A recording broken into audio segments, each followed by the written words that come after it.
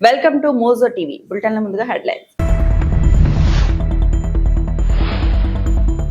సిక్కిం 50వ రాష్ట్ర స్థాపన వేడుకలు. నరేంద్ర మోడీ అభివృద్ధి ఐక్యతపై దృష్టి.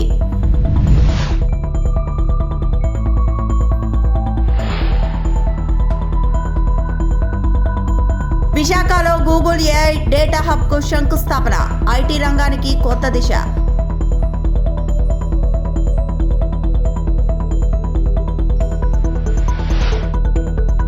తిరుమలలో శ్రీవారి దర్శనం. ఉపరాష్ట్రపతి సిపి రాధాకృష్ణన్ కు ఘన స్వాగతం.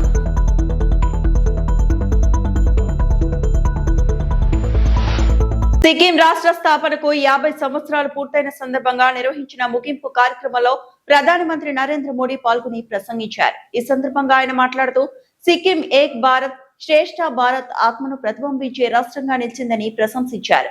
విభిన్న సాంస్కృతిక నేపథ్యాల మధ్య ఐక్యతను కాపాడుకుంటూ అభివృద్ధి దిశగా ముందుకు సాగుతున్న రాష్ట్రంగా సిక్కిం నిలిచిందన్నారు. రాష్ట్ర ఆర్థికాభివృద్ధిలో పర్యాటకం కీలక పాత్ర పోషిస్తుందని పేర్కొన్న ఆయన ఈ ప్రాంతంలో కనెక్టివిటీని బలోపేతం చేయడానికి కేంద్ర ప్రభుత్వం ప్రత్యేక దృష్టి సారిస్తోందని తెలిపారు.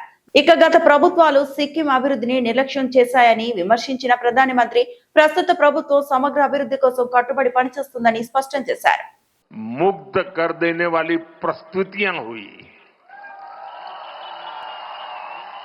सिक्किम के आप लोगों का जो उत्साह दिखा, सामने पहाड़ों और आसमान में प्रकृति की सुंदर छटा दिखी। ऐसा लग रहा था जैसे प्रकृति और संस्कृति साथ मिलकर जीवंत हो उठी है। वाकई ये स्मृतियां हमेशा मेरे दिल में बनी रहेगी और मैं जो भी कोरियोग्राफी करने वाले लोग होंगे, जो भी गाने वाले लोग होंगे, सबको बधाई देता हूं। और आज का ये कार्यक्रम मैं चाहूंगा कि टीवी मीडिया वाले, दूरदर्शन वाले देश को बार बार दिखाएं। కిర్గిస్తాన్ రాజధానిలో జరిగిన షాంఘై సహకార సంస్థ రక్షణ మంత్రుల సమావేశంలో కేంద్ర రక్షణ మంత్రి రాజ్నాథ్ సింగ్ తీవ్రవాదంపై కఠిన హెచ్చరికలు జారీ చేశారు. తీవ్రవాదానికి కేంద్రాలుగా ఉన్న ప్రాంతాలు ఇకపై న్యాయసమ్మతమైన శిక్ష నుండి తప్పించుకోలేవని స్పష్టం చేశారు. జమ్మూ కాశ్మీర్ లో జరిగిన పహల్గాం ఉగ్రదాడి వార్షికోత్సవాన్ని ప్రస్తావిస్తూ ఆ ఘటన ఒక ప్రాంతానికే కాకుండా మొత్తం మానవాళిని కుదిపేసిందని పేర్కొన్నారు. ఆపరేషన్ సింధు ద్వారా సరిహద్దు దాటి జరిగే ఉగ్రవాదానికి భారత్ గట్టి సమాధానం ఇస్తుందనే సంకల్పాన్ని చూపించామని తెలిపారు. ఉగ్రవాదాన్ని ప్రోత్సహించే శక్తులపై కఠిన చర్యలు తీసుకోవడంలో భారత్ వెనుకడుగు వేయదని ఆయన స్పష్టం చేశారు. स्पष्ट कर दिया कि आतंकवाद के केंद्र अब सजा पाने से किसी प्रकार से बच नहीं सकते। आतंकवाद और उसके समर्थकों के प्रति यह हमारे जीरो टॉलरेंस के दृष्टिकोण का प्रमाण था, जिसे प्रतिष्ठित मंच ने भी स्वीकार किया है। लेकिन हमारी कलेक्टिव क्रेडिबिलिटी अपनी कसौटी पर तब खरी उतरती है जब इसकी निरंतरता बनी रहे। हमें यह नहीं भूलना चाहिए कि आतंकवाद का न कोई देश होता है और न कोई धर्म। टेररिज्म और इनोसेंट ह्यूमैनिटेरियन लॉस के लिए कोई भी वजह, चाहे वह वास्तविक हो या काल्पनिक, जायज नहीं है। एक्सेलेंसी, इस संदर्भ में एससीओ के रीजनल एंटी टेररिस्ट स्ट्रक्चर ने एक बहुत महत्वपूर्ण भूमिका निभाई है। भारत की चेयरमैनशिप के दौरान countering radicalisation leading to terrorism, separatism and extremism के विषय में जारी ఉపరాష్ట్రపతి సిపి రాధాకృష్ణన్ తిరుమల శ్రీ వెంకటేశ్వర స్వామి వారిని దర్శించుకుని ప్రత్యేక పూజల్లో పాల్గొన్నారు. తిరుమల మహాద్వారం వద్ద ఆయనకు TTD chairman BR Naidu, EO Dharmareddy Ravichandra, అదనపు ఈవో వెంకయ్య చౌదరి, అర్చకులు ఘన స్వాగతం పలికారు. శ్రీవారి దర్శనానంతరం రంగనాయకుల మండపంలో వేద పండితులు ఆశీర్వచనాలు అందించగా దేవస్థానం తరపున తీర్థ ప్రసాదాలు మరియు స్వామివారి చిత్రపటం అందజేశారు.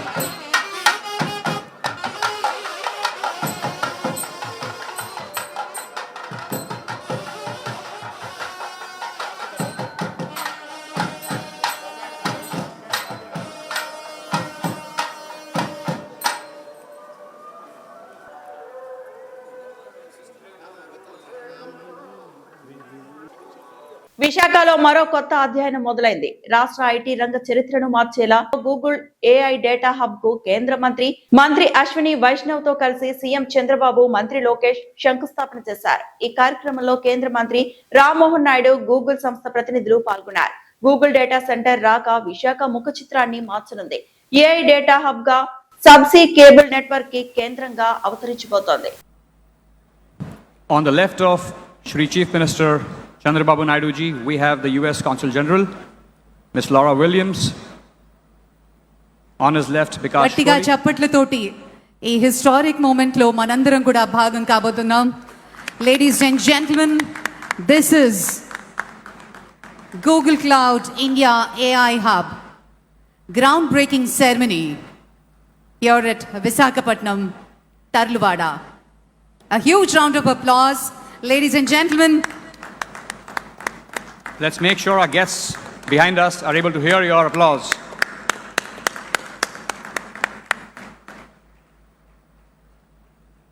ఈ మహత్తరమైన ఘట్టానికి మనందరం సాక్షులు అవ్వడం నిజంగా చాలా ఆనందదాయకంగా ఉంది.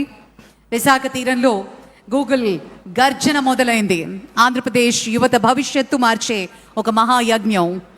ఒకప్పుడు హైటెక్ సిటీని నిర్మించిన, హైదరాబాద్ను గ్లోబల్ మ్యాప్లో పెట్టిన మన ముఖ్యమంత్రి వర్యులు ఇప్పుడు విశాఖను గ్లోబల్ ఐటీ హబ్గా మార్చే బాధ్యతను తన భుజాన వేసుకున్నారు.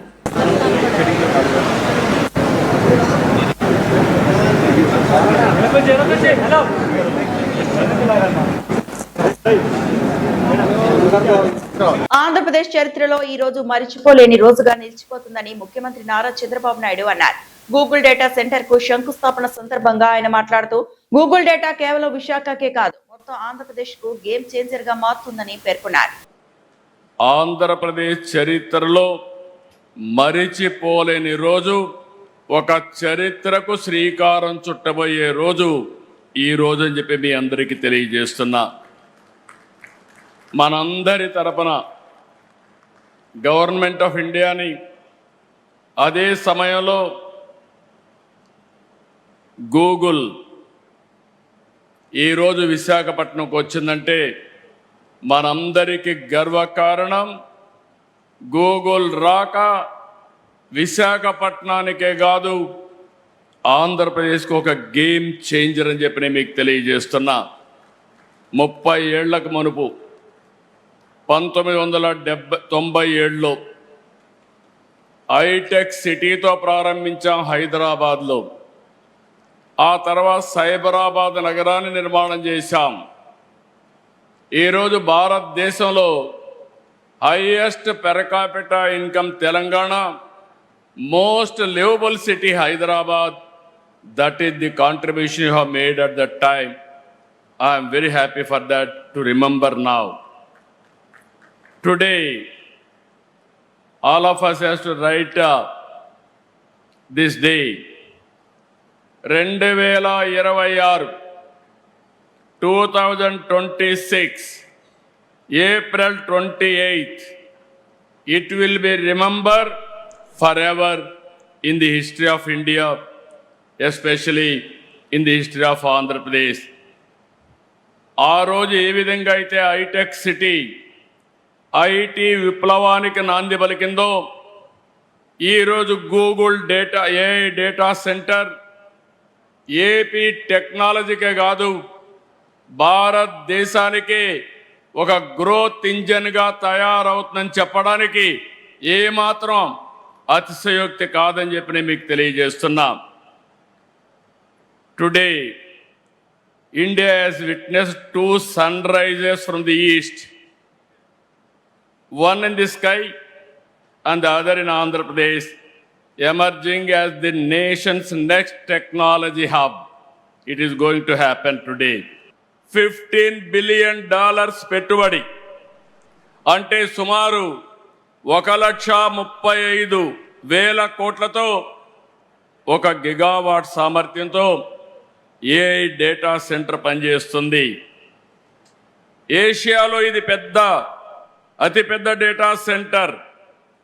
భారతదేశానికి ఏపీ అంతర్జాతీయ డేటా గేట్వేగా నిలుస్తుంది.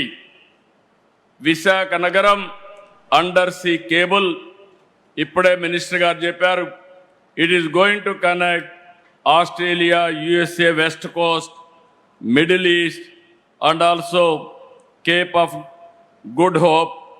All these places it is going to connect now. ఈరోజు ఇది కేవలం శంకుస్థాపనే కాదు, ఆంధ్రప్రదేశ్ డిజిటల్ భవిష్యత్తుకి పునాది వేస్తున్నటువంటి రోజు.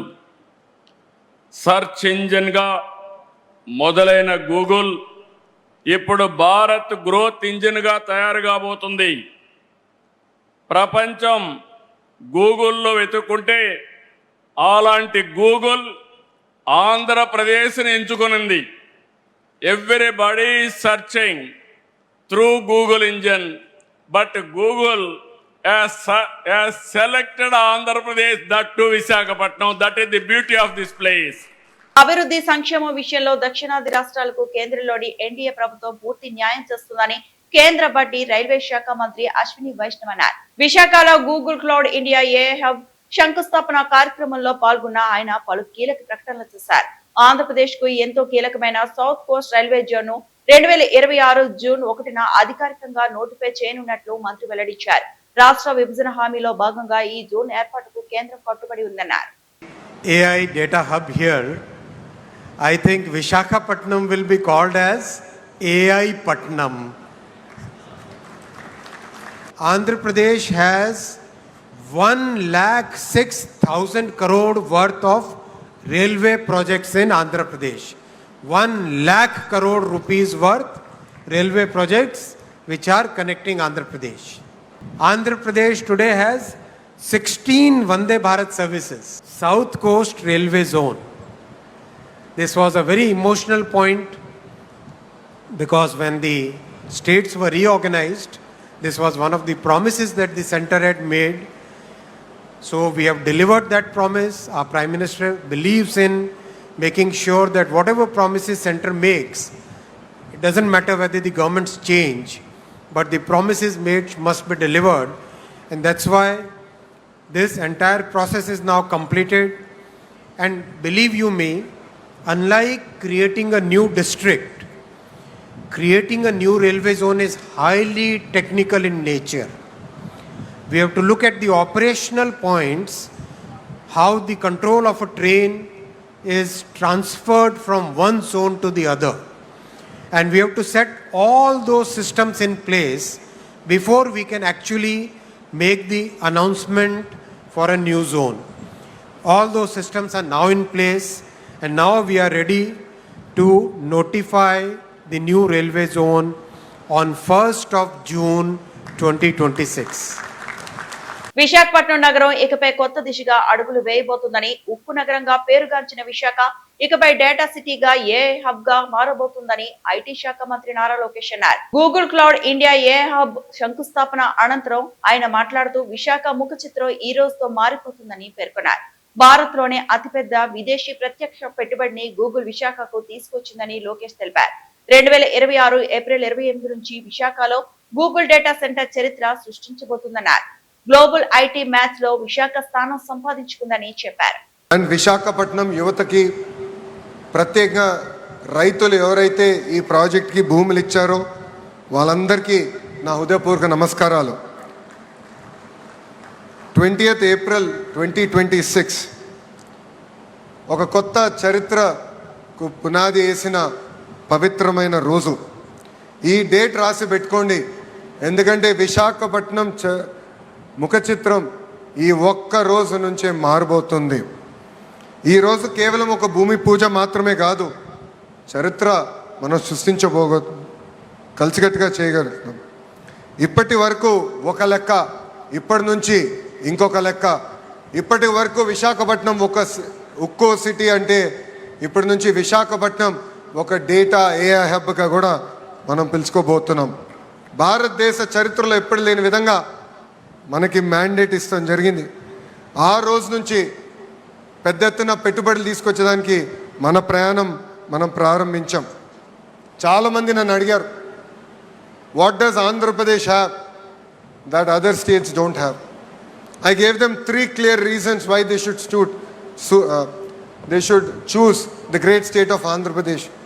The first is our visionary leadership of Mr. Sri Nara Chandrababu Naidu garu.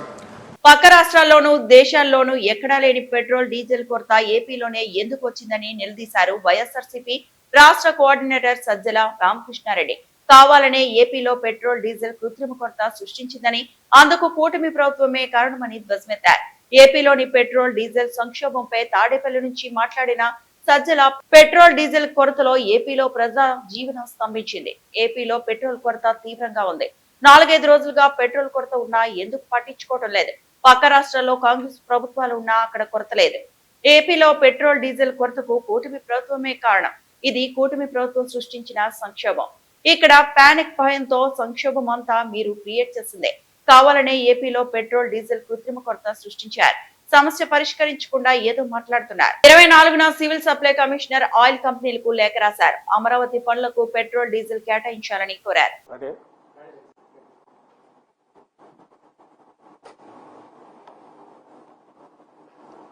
దాదాపు వారం రోజులు అవుతోంది. ఈ రాష్ట్రంలో ఒక ప్రభుత్వం అనేది ఉందా, దాని ఆధ్వర్యంలో ఒక పరిపాలన అనేది సాగుతుందా, అనే అనుమానం రావడం కాదు,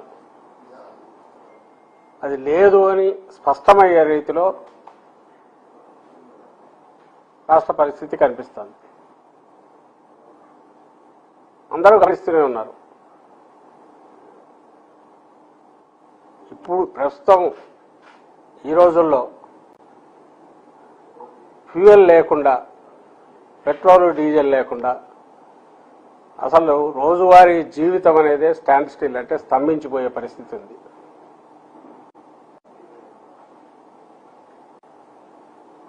పెట్రోల్ డీజిల్ లేకుండా పవర్ గన కట్ అయితే కంప్లీట్ స్తంభించిపోతుంది. డే టు డే యాక్టివిటీస్ అన్నీ, అలాగే డే టు డే యాక్టివిటీస్ మనం బతకడానికి అవసరమైన వాటి సమకూర్చేవన్నీ, అలాంటి పరిశ్రమలు కావచ్చు, సర్వీసెస్ కావచ్చు, అన్ని స్టాండ్ స్టిల్కి వస్తాయి సరిగా లేకపోతే సప్లై. అత్యంత సెన్సిటివ్ ఇష్యూ.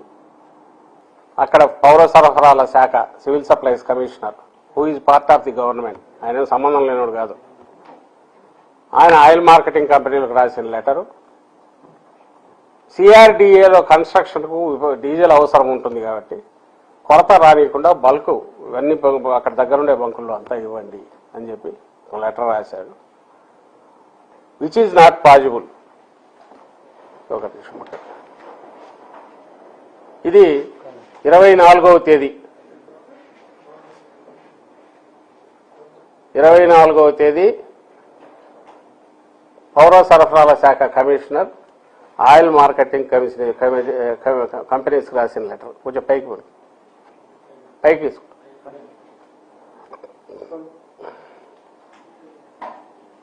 సో దాంట్లో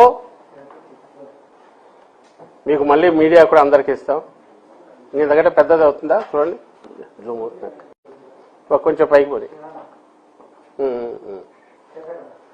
కొద్దిగా కిందికి. అమరావతి దానికి సంబంధించిన యాక్టివిటీ ఫుల్ జరగాలి కాబట్టి దానికి ఉన్న ఎక్స్ట్రా రిక్వైర్మెంట్ ఈ 3 నెలలకు ఎంతో జూలై వరకు 27,000కు సంబంధించి 27,000 కిలోలీటర్లు కావాలి అని బ్రేకప్ ఇస్తూ అది స్పెషల్గా సప్లై చేయాల్సిందిగా కోరుతూ ఆయన రాసిన లెటరు 24వ తేదీ పైకి పోయి 24వ తేదీ రాస్తాడు.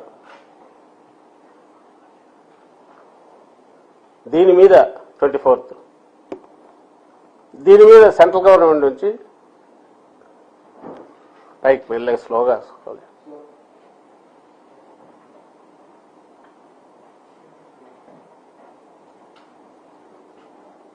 దీని మీద సెంట్రల్ గవర్నమెంట్ ఆయన secretary petroleum and natural gas ఆయన రాసిన రిప్లై ఇది. ఈయన ఇమ్మీడియట్ 25వ తేదీ చీఫ్ సెక్రటరీకి అడ్రస్ చేస్తూ ఈయన లెటర్ రాస్తాడు. చిత్తూరు జిల్లా వీకోటకు చెందిన ఆంధ్రజ్యోతి రిపోర్టర్ జగన్మోహన్ రెడ్డి హత్యపై రేణిగుంటలో జర్నలిస్టులు ఆందోళన చేపట్టారు. అంబేద్కర్ విగ్రహం వద్ద నల్ల బ్యాడ్జీలతో నిరసన తెలిపి వారు అక్కడ నుంచి అర్బన్ పోలీస్ స్టేషన్ వరకు ర్యాలీ నిర్వహించారు. హంతకులు వెంటనే అరెస్టు చేసి కఠినంగా శిక్షించాలని డిమాండ్ చేశారు. జర్నలిస్టులపై దాడులు ప్రజాస్వామ్యానికి ముప్పని, వారికి ప్రత్యేక రక్షణ చట్టం తీసుకురావాలని సీనియర్ జర్నలిస్టులు మణి భాగ్యరాజ్ కోరారు. హత్య వెనుక ఉన్న కుట్రదారులను కూడా గుర్తించి చర్యలు తీసుకోవాలని, జర్నలిస్టుల భద్రతను ప్రభుత్వం హామీ ఇవ్వాలని వారు పేర్కొన్నారు. ఈ నిరసనలో పలువురు జర్నలిస్టులు పాల్గొన్నారు. వీకోట ఏబిఎన్ ఆంధ్రజ్యోతి రిపోర్టర్పై జరిగిన హత్యను మేము రేణిగుంట జర్నలిస్టులుగా తీవ్రంగా ఖండిస్తున్నాం. ఇటువంటివి మరోసారి పునరావృతం కాకుండా ప్రభుత్వం కఠిన చర్యలు తీసుకోవాలి. జర్నలిస్టు సంక్షేమం ఎట్టా గాలి వదిలేశారు. కనీసం జర్నలిస్టులకు రక్షణ కల్పించాలని నేను ప్రభుత్వాన్ని డిమాండ్ చేస్తున్నాము. అదేవిధంగా ఎవరైతే గొడవలతో వెంటాడి నరికారో ఆ దోషులని గుర్తించి వెంటనే శిక్షించాలని కోరుతున్నాము. వాళ్ళకి తగిన శిక్షలు కఠినంగా ఉండాలనేసి దీనిపైన ప్రభుత్వం ప్రత్యేక దృష్టి సారించి పోలీసులు దోషులను తక్షణమే అరెస్ట్ చేసి జర్నలిస్టులకు న్యాయం చేయాలని కోరుకుంటున్నాం. అదేవిధంగా ఆ కుటుంబాన్ని ప్రభుత్వం ఆదుకోవాలని మేము ప్రభుత్వాన్ని డిమాండ్ చేస్తున్నాం. చిత్తూరు జిల్లా వి కొత్తకోట ప్రాంతంలో ఆంధ్రజ్యోతి విలేకరైన జగన్మోహన్ రెడ్డి గత కొద్ది రోజులుగా ఇసుక మాఫియా పైన వార్తలు రాస్తున్నారు.